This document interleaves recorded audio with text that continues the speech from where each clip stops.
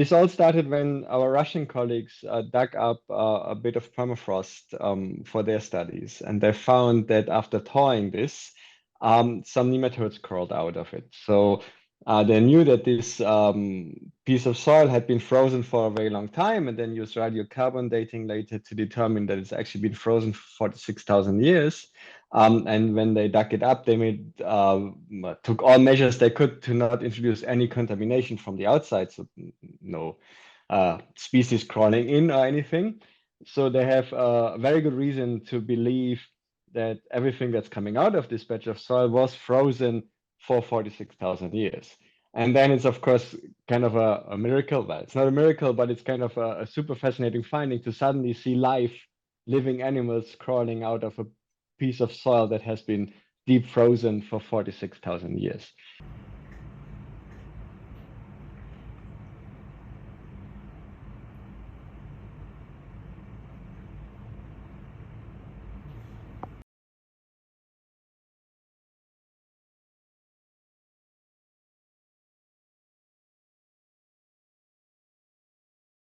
From our main finding is really that we could describe a new species. So looking in online databases, we couldn't find any genetic sequences that were the same as in the worms that we found.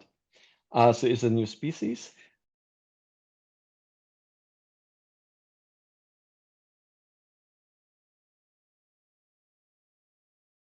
They build this sugar trehalose, which somehow helps them protect their DNA and proteins while they are in this resting stage.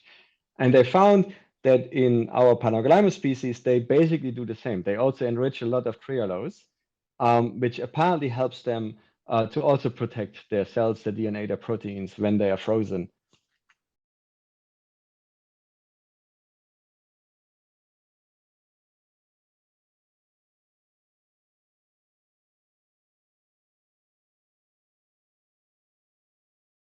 We live in times of global change, and these animals, they are adapted to very extreme environments, so they can completely freeze.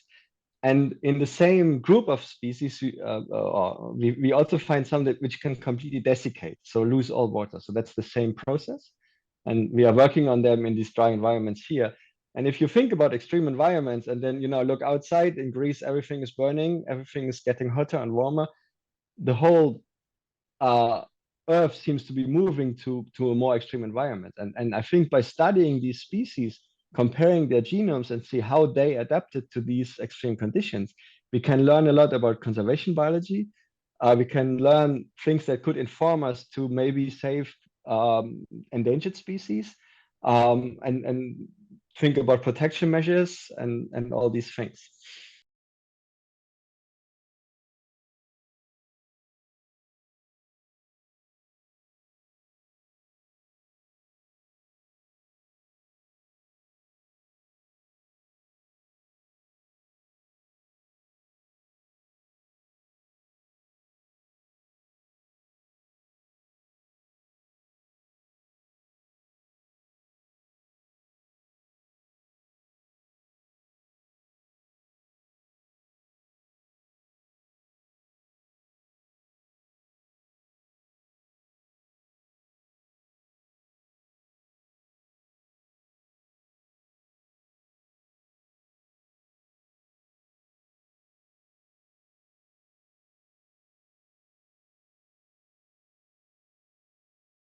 Of course, they could have their own gut microbiome, and maybe there could something dangerous for humans in there, but I don't think so right away.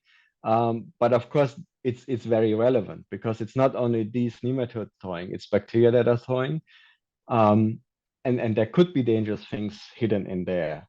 But I don't want to raise an alarm or something in this regard. It's something that's possible. And with COVID, we all saw what can happen very suddenly. But I wouldn't say there's like an imminent danger now that these worms bring some bacteria that suddenly start killing humans.